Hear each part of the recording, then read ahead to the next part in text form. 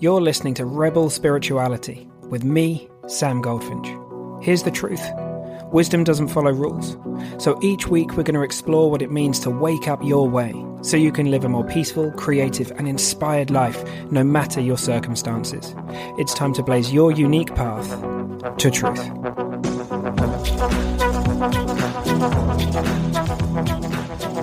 I don't want to give people any more stuff to put in their backpack, to weigh them down, to believe. I want people to look for themselves so that they know what's true.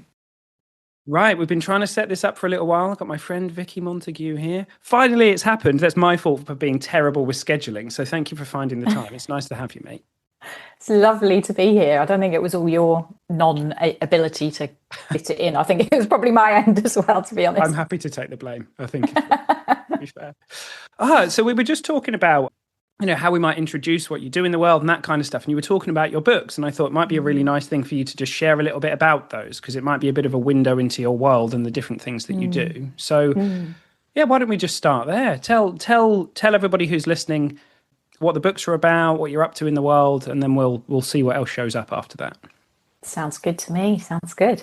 Well, it's quite a weird thing for you to even say your books, because kind of this time last year there was no books on the agenda, like no idea at all that a book or even two books would come into being. So so it's quite a weird one, that whole sort of idea of author or book thing. But I basically play around, I suppose. That's my whole thing, is playing and experimenting and what ifing, as in, what if this didn't, this thought or this belief or this idea didn't exist, then what? So I kind of play those games quite a lot. And I guess I woke up one morning, I don't even know when it was, early last year, probably this time last year. And the thought just popped into my head of, I wonder if you could write a book if you just set aside the time. And lots of people have previously said to me, I've written lots of blogs, I've got a website that's got blogs on it and share, in groups and that sort of thing. Lots of people had said, well, you should write a book one day. And it just been like, don't be ridiculous. Like, I wouldn't even know where to start. I'm not an author. I couldn't possibly do that. Just all of that kind of arising to the suggestion. Yeah. But this very light thought that arose, which, was like, well, what if it just got written, essentially? What if you just showed up with a pen and a notepad and words came out? Like, that sounded quite fun. And so that week, I don't hang around. Like, when that sort of thing bubbles up and it seems like it's kind of exciting, I don't hang around with it. So it literally happened, like, I don't know, probably that day. And then into my diary it was scheduled, I don't know, an hour or maybe 2 hours a day for the rest of the week. And I just showed up in the morning with my pen and my notepad, and out came the book, essentially. And it was literally like, and it sounds completely crazy, but it was literally like that simple. And so the first book is called The Truth Beyond Thought, and it's a book of experiments. And the subtext is experiments to rediscover peace and freedom. Nice. So what very, I guess it doesn't surprise me that that's what came out. My whole background is, well, I did a degree in biochemistry and genetics, so very left brain science kind of thing. Experimenting being like absolutely central to everything I've done when I look back. So before I had this business, well, I still have the business, but kind of running alongside this, I have a business that's around food. So it's essentially a free from recipe resource. Yeah, cool. And that was all about experimenting. So my daughter was diagnosed with various food allergies and celiac disease when she was really small, and it was kind of like, okay, how can I play around in the kitchen to create some of the things that her friends are eating at school that she can't eat anymore? So that was all about experimenting, just throwing a bit of this in, throwing a bit of that in, coming out with a new dish, whatever. So yeah, this book of experiments wasn't any great surprise, but it essentially walks people through, I guess, just slowing down to look at what's true, like with regards to who we are, what we are. So there's 6 experiments in there. Very simple, very straightforward, just an invitation to look differently, I guess. And then some space to record that. Because something that I know is really helpful for me is just capturing those things, because I don't know about you, but if there's something new kind of gets seen, often my mind will come in and like erase it. It comes in with all the old stories and the old patterns, and that thing never existed. So I've put space in this little book for people to record what it is they find in the experiments. Nice. So they can kind of come back, and the idea behind it, I mean, it's a tiny little book, literally teeny tiny. And the idea was kind of that, you could carry it around with you and just dip into it again and again and kind of see more, like see what you saw last time by looking at what you wrote, and then there might be something more to be seen, as we know, because there's never really an end to what we see. So yeah, that was how that popped into being.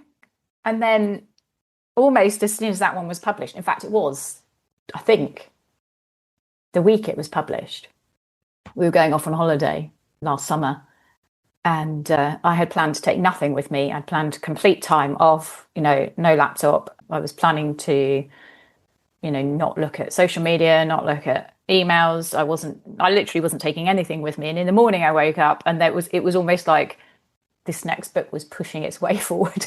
Yeah. And I was like, oh no. Oh, okay. So I took my notebook, took my pen, basically wrote it on the way to Heathrow on the coach. And again, it's like when we say book, I kind of take that very loosely. There's not very many words in these. They're the most simple, straightforward, and that's what I like. But the second book is called Intuition Experiment. And it's more of a journal than a book. So it's got some introductory chapters, and then it's essentially a journal which is inviting people to connect to something that's not their habitual conditioned thinking. And over the course of a month, just to kind of record and notice what happens when we start to pay attention to what it is that we know deeply, or what it is that we desire in the moment, or what it is that we would like in the moment.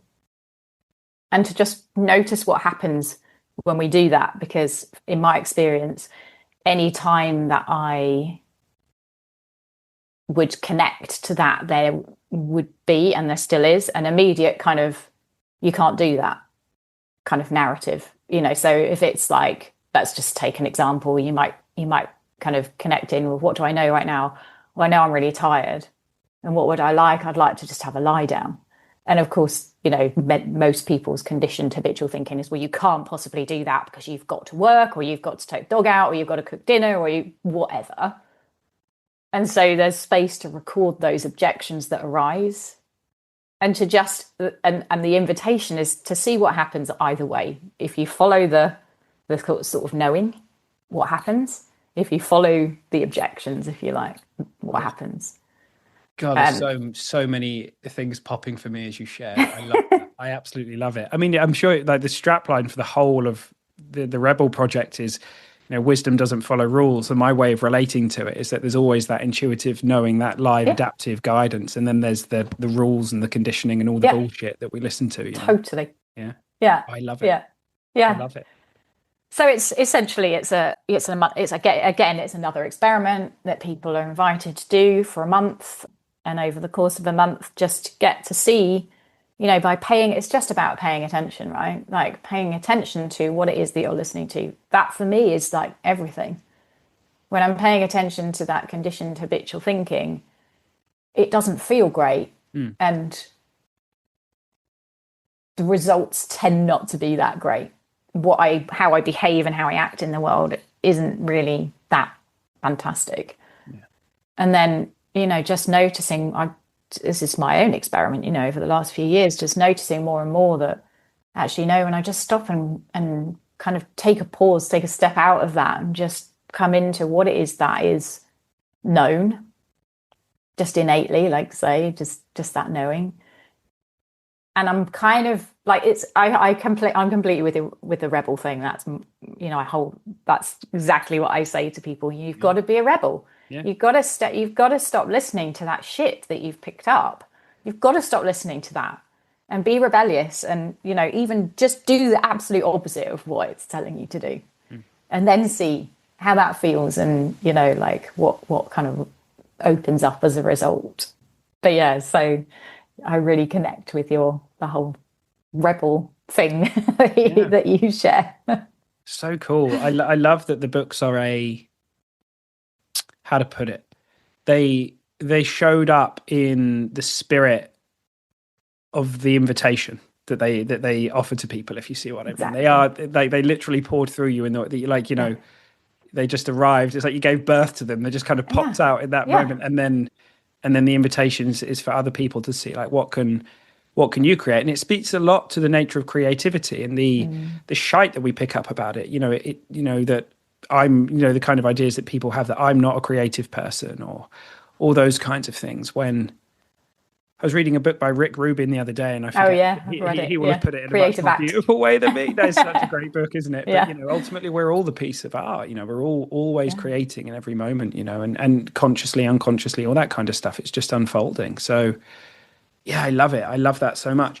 I also, God, we could talk about, the experiment thing. I'd kind of love to hang out there for a bit. I know both of us are quite keen not to get lost in language, to talk about the kinds of understandings that people talk about, and the big scary words, like I'll mention them once, where like non-duality and things like this, where people all that shit just thrown away, just kind of talking about the simple stuff. I love what you said. It's so true, isn't it, that that guidance system of like, where's your attention, right? You're always being shown where your attention is. Are you aware of the truth of your being? Are you in love with this, or are you have you been kind of hypnotized, or innocently are you kind of caught up in all that stuff in your brain that kind of, and it's just such a powerful system. It's always guiding us. And I think I love the word experiment in particular, because I see a lot of people get caught in what, I don't know, to me, it's kind of feels very philosophical. Another way of saying it is that it feels very intellectual. Not that there's anything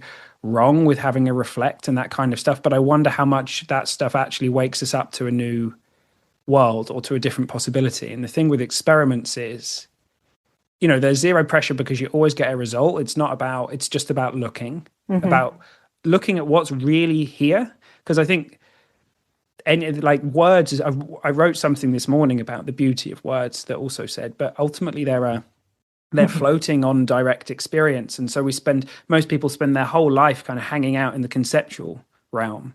And direct experience, when you investigate what's really here, when you experiment with when you really ask what's here, but before my mind has narrated and made up a story about what's here, what's really here, there's stuff to be seen there. And I think across all these different traditions,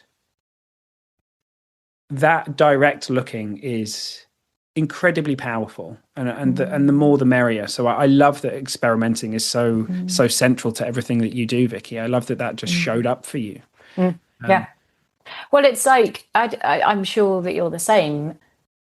I kind of had this, I guess, I've been working with people for a lot of time, but in the capacity of a coach for sort of 6 years or so. And I think what's so clear to me is that majority of what people struggle with has been given to them, if you like. Like it's beliefs and ideas that they never chose, but they've acquired innocently and, throughout their life. So depending on what country, and it was so evident when I, going to somewhere like India. I've just come back from India. Just it's so obvious that whatever you're taught is then how you behave. So, we're taught certain things in this country. Behave this way, this is okay, this isn't okay. Eating with your fingers, there's a perfect example. Like you've got to eat with a knife and fork. If you've been brought up in the UK, there's a rule and you have to abide by it. Otherwise you're rude or whatever. And there's in a certain India, way to do it too, right? There's a certain yeah, you can't hold it. You can't hold it like this. You got to hold it. Yeah, exactly. Yeah. And yet, in India, it's like, what the heck would you need a knife and fork for? You've got a hand. It's and I just love that, like just seeing that. And so I guess my whole interest is not to create any more ideas and beliefs, not to tell people stuff. I don't want to give people any more stuff to put in their backpack, to weigh them down, to believe. I want people to look for themselves so that they know what's true. And I know from my own journey that that's so much more powerful than being told stuff, because you can be told a whole heap of stuff and it can sound brilliant and it can resonate, but it doesn't actually do anything. Yeah. Like, it intellectually, there's a whole load of intellectual, spiritual stuff that that sounds right. But it stays up on that level. It doesn't sink down to a knowing, to a known. I really love it. I actually think as well, like there's this idea that spiritual recognition, I think that there's this kind of this spiritual pill that a lot of people seem to have swallowed that makes them think that it's going to like instantly eradicate conditioning or ideas or beliefs. And the thing is, like, a lot of this stuff, it's invisible, right? You can't see the label from inside the jar. So it looks like the edge of our reality, but it's really the edges of that deeper kind of structure that's kind of running and guiding our life. And it's that, it's always vulnerable to insight that. Like, it's not that can't change. It absolutely can. But just the knowing that is up and running, just the knowing that the way we have moved through life isn't personal in the way that we think it is. Like, that most of, like, your thinking's not yours. I once heard Michael Neal say, he said something like, if you actually kind of just think about the kind of, thoughts, quote unquote, that are yours. I mean, a lot of people would say none of them are. But I think what he was basically saying was, I really like cheese. Just the kind of like direct explanation of a sensory experience. But basically most stuff beyond that, how you should live your life, the things that you should be up to, what's right, what's wrong, how you hold your knife and fork, all that kind of stuff. Most people haven't even stopped to question or consider the fact that that's not yours. And if you'd grown up in the middle of somewhere in any other place, like, you'd have a whole bunch of different values and all that. It brings a lot of compassion for how other people relate to the world and see the world as well, when we realize that it wasn't, quote unquote, chosen in the way that we relate to this stuff, right? Yeah. Even the cheese example, actually, like, I like cheese. Why do I like cheese? I have no idea. I just seem to like cheese. Like, I just find myself eating it. That's it. You're however many years old, you're sat there at school and somebody says to you, what's your favorite color? And you look and you go, blue. Yeah. Where did that come from? It's just life moving, right? Yeah. Well, that's cool. It's beautiful. I didn't quite. So I think a lot of people, they seem to think that recognition will clear that stuff out, but there seems to be this. The way I see it, it's like a dance. It's a lot of things start falling away when you're not kind of so identified and so in love with it anymore. Things fall away, and sometimes there are things that they're just little challenges and things that we have, things that feel like barriers. That the kinds of experiments and inquiries that we're talking about here, they allow us to just take it a bit less seriously, to realize that that's just part of it. It's okay. Like, there's nothing wrong with that. It's just part of life. And some of that stuff will fall away. Some of that stuff won't fall away. Like, I think about people that have these, even if someone has like a, big in the moment experience, like a Sydney Banks or a Byron Katie or a Eckhart Tolle, it's not like they forget to tie their shoelaces after it, right? It's not like, or that they don't get angry, upset, depressed, like joyful. Yeah, still get it. Yeah. The pedestal stuff, putting people on pedestals isn't helpful, right? Yeah. I think you mentioned about creativity earlier, and just that whole, the whole experimenting thing for me is the what if it's not true, kind of.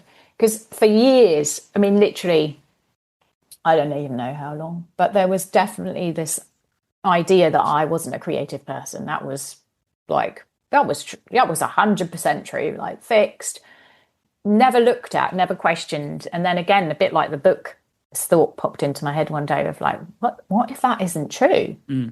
What if you could never think that again? Then what? And it's been an amazing journey, and it continues to unfold. But it's just absolutely fascinating to see that when those things are not held so tightly that we've perhaps held on to for a long time, there's just like a whole world that opens up. Mm-hmm. And from that just sort of lessening grasp on I'm not creative, the first thing that sort of bubbled up was, hang on a minute, I'm coaching an artist. She could teach me. We could do skill swap. Maybe we could do a skill swap. She could teach me smart and I could coach. And so that was kind of the first foray, if you like, into this sort of what if I am creative? And so from there, you know, like paintings happened, and I don't know, these books are written. I'm now creating jewelry, and I don't know, it's just like this sort of endless unfolding and endless possibilities of where that leads, what that opens up when maybe I am creative. You know, it's like, yes, I just think that the moment that we notice that there's something that looks really solid and we can become curious about it, is just, the fun starts, I guess. Like, okay, what happens if that door opens a crack instead of being entirely shut? Yeah, being willing to be wrong about absolutely everything. It's so interesting because there's so many things in my life that I've been absolutely categorically right about that it turns out I was completely wrong about. And it's just, so at this point, I just don't know anything. Right. You know, I just don't know anything. And that's other than the one thing that I see that you can't negate, the fact of knowing, being. Other than that, everything else just seems to be a theory or something that's made up, or like, and all the questions that I used to hang out with, and you know, it strikes me that suddenly being willing to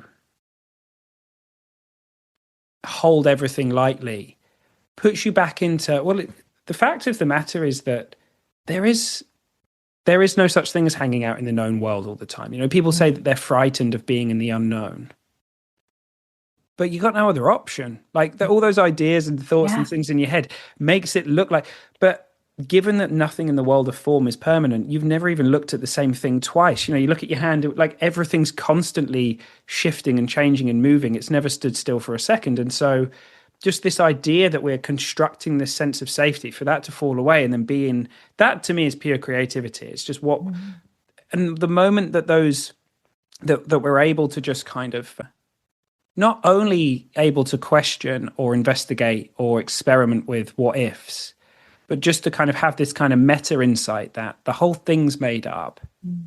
I once had a conversation with Chip Chipman. He said to me, you know, you don't need beliefs. It's like, yeah, you do just fine. You do just fine without them. Yeah. And it's just a totally different way to relate to life. And I'm not surprised that so much creative stuff poured through you as you started to look that way. Me too. Me too. And even that, you know, you don't need beliefs. What's a belief? Is a thought. You don't need thoughts. I remember you mentioned Michael Neal, and I remember listening to one of his podcasts, which was something like "Every Thought is a Lie." I think that is actually the name of it, and I loved it. It was like, oh my gosh, every thought is a lie. I mean, you know, like there are thoughts that are kind of like, I need to go and buy some cheese. Yeah. That's probably not a lie if there's no cheese in the fridge and I want to make something like macaroni cheese. I probably do need to buy some cheese. But, you know, like just that whole, you know, that I'm not creative, or I'm not good enough, or I can't do that, or like all of that is a lie. What if all of that is a lie? Well, like, whoa. And even at that deeper level, that, you know, words they represent stuff, but they are not what they represent. And so in the sense of like, they're a signpost, like the word library and what it's pointing to. I mean, how could that one word represent the incredible beauty of an infinite creativity held within that room? You know, it's the same. It's like, so to me, there's like layers to that. I know some people might not like the word lie. It's funny because last week I interviewed Kat, and she said, given that every time I open my mouth, I know that I'm lying. That's what she was pointing to. It's like, I'm just attempting to just paint this picture, right? That's freedom. You know, that's complete freedom. just the knowing that so many of the questions that we hang out with are unanswerable. Like even if you seemingly get an answer, it's like someone made it up. is that, yeah, absolutely. Yes. Yeah. Well, that sort of links around. Am I allowed to swear? You swore. Fuck yeah. Good. Okay, I'm a swearer, so I have to check. I love Sal's whole thing of don't give a fucking shit what's happening in your mind. It's the same thing, right? Like it's all lies. Yeah. The mind is just a machine that is constantly churning out stuff to try and secure itself, right? Like, making associations. This happened, so that must mean that it was caused by that. All of that kind of stuff. And I see that, and I see people buying into that on a daily basis of, I'm not feeling very well. Oh, it must have been. I mean, I've done it. God, I'd probably still do it, But like, I'm not feeling very well. Oh, it must have been what I ate yesterday. I must avoid eating that thing. I mean, crikey, that was me for years and years and years. And then I got curious. It was like, well, what if it isn't? Because how do I know that? Like, actually, how do I know that thing has caused that to happen if I'm willing to accept that I don't know that? I can't open up my body and look and see, like, my mind has made up that association. And in the making up of that association, my life's just got smaller because I now can't eat that thing. And that's what it seems to me like. My business is called Free From Limits because it's about noticing those limits and how they're mind created, and they shrink your life. They shrink your world. You didn't have them when you were born. You were like, expansive everything. So yeah, I just think that's just spotting that as well, and also consider that. I love that. I love it. I mean, that whole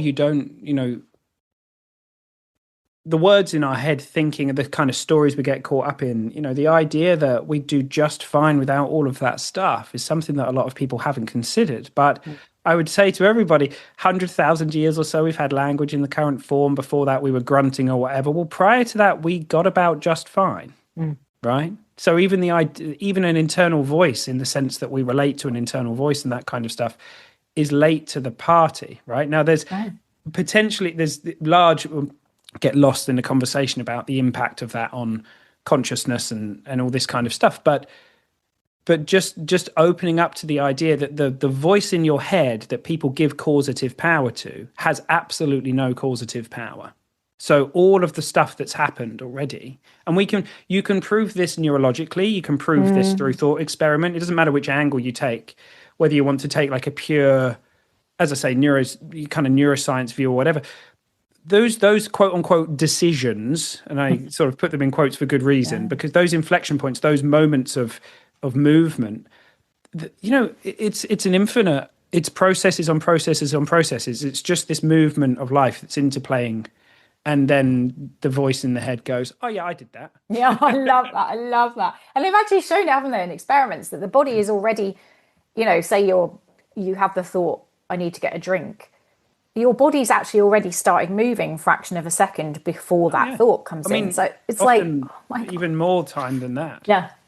So it depends on the scientific study. There's a book called Determined by a guy called Robert Sapolsky. It's a big one. So people like a dense read or not.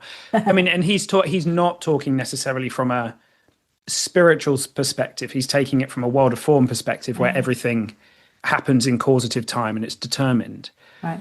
However, it's fascinating to see that they can tell with relatively good frequency what someone's going to do, or the quote unquote decision, seconds after, like a good few seconds prior to when they claim they made the conscious choice. And people will argue till they're blue in the face that they made the choice. It's already happened. Wow. So the idea that, this idea that this voice in our head is even causing any of this stuff is just made up. Yeah.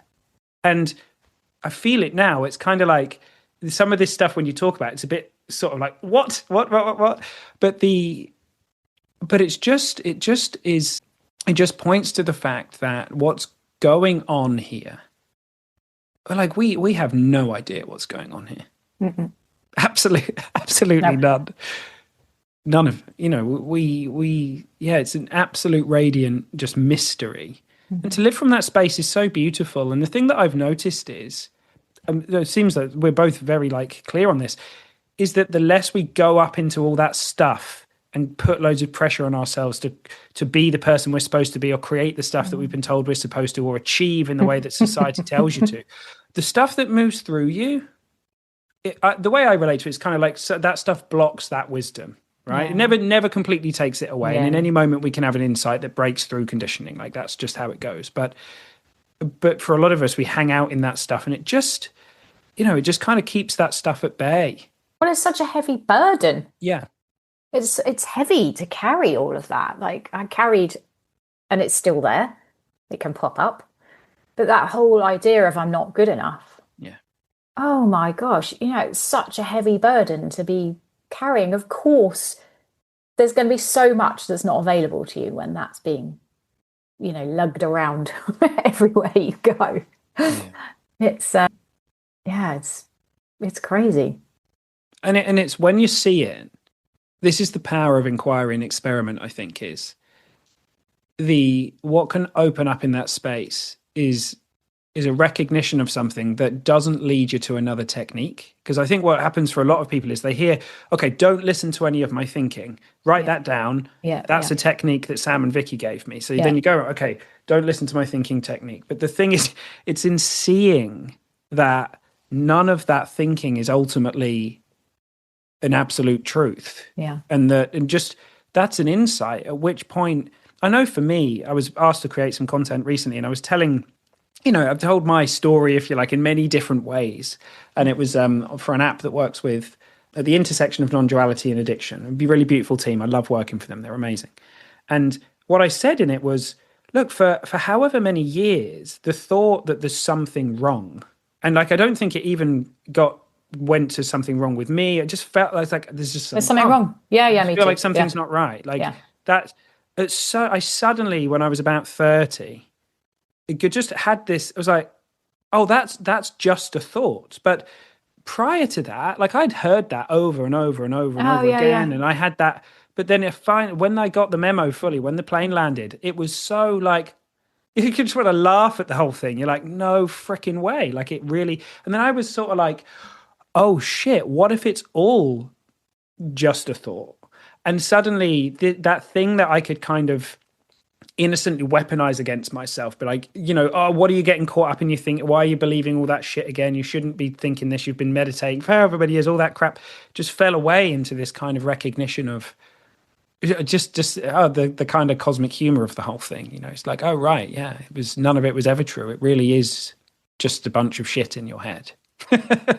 And it looks so true, and it looks so real. It's so compelling, and and because of that link between thought and feeling, that kind of, it kind of I don't know, it tightens it, doesn't it? So it feels believable as well. So then you get the whole full blown experience of that thing being true. That's such a point you made. Like, I know that many people, they talk about, talking about, the inside out understanding, people often talk about special effects department, and like what people often don't stop to realize is the whole point of a special effects department is that you don't know it's a special effects. Exactly. Like, that's the point, is that your experience is being generated in the fires of your perception in every single moment. And you're not supposed to kind of notice because and so you can forgive yourself again. Even once you've seen it, you're going to get caught up. You're going to go think you're feeling the future, or you get lost in this idea that you're feeling what that person said about you. It's fine. It's of no matter. It's the moment you wake up, you're just right back where you started. But that looks key to me, because I think, if you watch a film with terrible special effects, it's very obvious.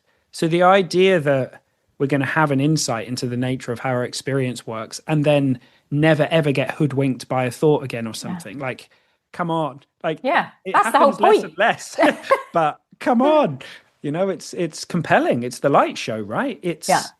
So I think it's funny, like Sal, one thing I love about how he points is, given that most of us have been in love with our stories, been in love with all that junk, like one thing that we want to kind of just look towards is being in love with being in love with who and what we really are. Because it's in falling in love with that and seeing the implications of that, that naturally, without any kind of effort or constant present moment ninjaing and all this kind of stuff, we just naturally kind of wake up to that, which is such a gift, right? Because it's true, like the implications of spending less time hanging out in all that stuff that we've been hanging out with in our head are profound.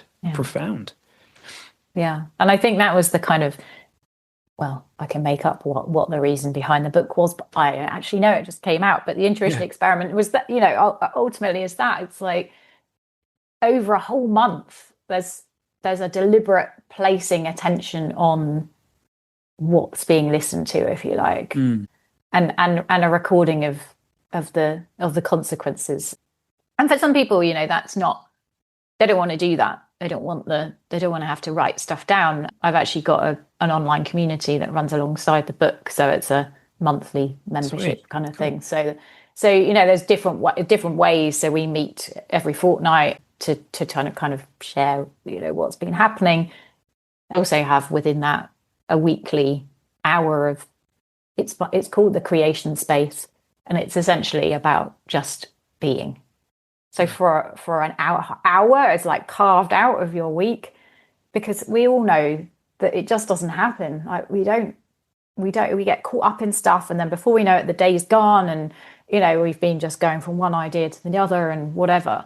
So it's like an hour to just step back, whatever that looks like for somebody, whether that's literally sitting and looking out the window, or whether it's having a bit of space and then being moved to go and do the washing up, or bit of gardening, or have a walk, or but it's like just a kind of deliberate break, if you like. I love the word break. Yeah, to take a break, I often say to people, look, just take a break from the noise in your head for a minute. We often get together as a group. I'm like, look, whatever has been going on, just take a break from all that for a minute and just notice what's really here, and let's just be here for a minute. Yeah, that is such a for that to happen kind of more for that to happen knowingly. Exactly. Even if that's only happening for a moment a day or something like that. It's so different to have exactly. That. Yeah. And it builds, doesn't it? Because like you say, that becomes more desirable than falling into the story traps. It's like, oh, that feels really good. That's lovely. It's taken me a long time to kind of, I guess, want that more than the stories, but for some people it's immediate, and other people it's a drip, a seeing of what's actually always here and always possible. Yeah, and that kind of contentment, that like to turn up the volume on that. It's funny because for me, like with a history of drugs and alcohol use, it was all about Hollywood highs and Hollywood lows, and then the mind is all about Hollywood highs and Hollywood lows as well, But I think what we're talking to here is just this recognition of the unchanging. And the unchanging is this, I mean, I can't say what it is, obviously. But, to describe it even as a feeling is really incorrect. Like it's not an emotion. You might say deeper feeling. I like the word recognition, or a knowing, or a coming home. All the words are shite. They're all a lie. But but that recognition, it's where it's at. And it took me, I loved how you put that, Vicki, because it took me a while to realize that that's where it's at. Because I think a lot of people, they come off the ups and downs of whatever the mind's been up to. And they're like, was that what is this even keel? and I'm like, being at ease is a bit of an adventure for a lot of us, But it's absolutely the gift that keeps giving. And then, I don't know about you, but what I've noticed over time is the volume on the ease turns up, if there's such a thing on that. Like it's like the sound of silence, which becomes deafening in its beauty. And I just think that's what we all want, that feeling of the falling away of the idea that we're separate from life in any way. It's such a beautiful thing. And then what comes from that, metaphorically, what kind of shows up is infused with love. I think it's probably the only way to put it, really, for me at this moment. Yeah. Beautiful, isn't it? And I think the only thing that takes us out of that, of course, is the mind and its need for, well, for me, I really noticed that the need for excitement, the need to not be bored, like And you see that with the whole social media thing, that, the dopamine hit that you get when you get, it's like that. And it's getting worse because of social media, and that, you can get these kind of instant hits. But like you say, you're just riding this constant up and down, because if there's an up, there's going to be a down, right? We know that. There's a law there somewhere. So it did take me a long time to just kind of, in fact, it didn't take me any time. And I don't think it takes anyone any time to recognize that kind of, right, I'm in the back of the armchair. That's how I kind of liken it. Like when you sit back in the armchair and you're just like, feel the sun on your face, there's just a breathing out and like, oh, that's nice. Yeah. And I recognized that straight away. But then the mind was in straight away with like, is that it? Really? That's really boring. What am I going to do from here? Like that, I'll just turn into a blob of jelly. Like there must be something else. And then I was back in it. And it was fascinating and then I was back in it for a number of years before I kind of went, oh my God, I've done it again. Like I've been hoodwinked by the mind. Like, yeah, it's fascinating. I was saying yesterday, I don't know, this literally just popped up into my head a couple of days ago. I read a book when I was 22, so good while ago. It was in Australia, and I read a book by Adyashanti called The End of Your World. And I remember reading the book, and the experience I had, basically the whole point of the book is, you're done.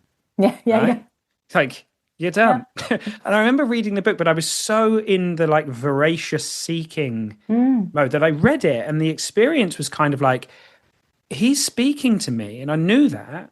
I could tell. I was like, that sounds just like me, and yet that can't be, because I haven't opened up into a mystical unity state of constant bliss and unicorns and rainbows. So and it was just put to bed for the next 8-9 years. And then somebody once was talking to me about it and said, oh, I've read this book. I said, oh, I've never read it. I don't know what it is. And they showed me the book, and I was like, oh, fuck me, I did read it. I've read it, yeah. Ago.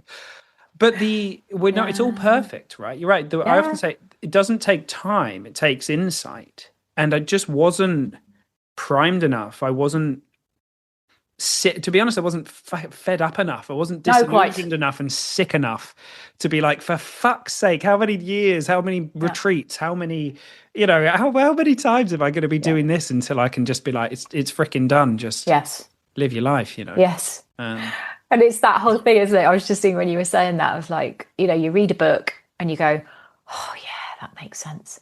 Right, next. Instead of just being with the, oh yeah, that makes sense. That's nice. Like, no, never. Like I was literally then just on to the next thing. Oh yeah, that was great. What else is there? More. That kind of, and the realization that's what the mind does. It's never satisfied, ever. It will never be satisfied. Yeah.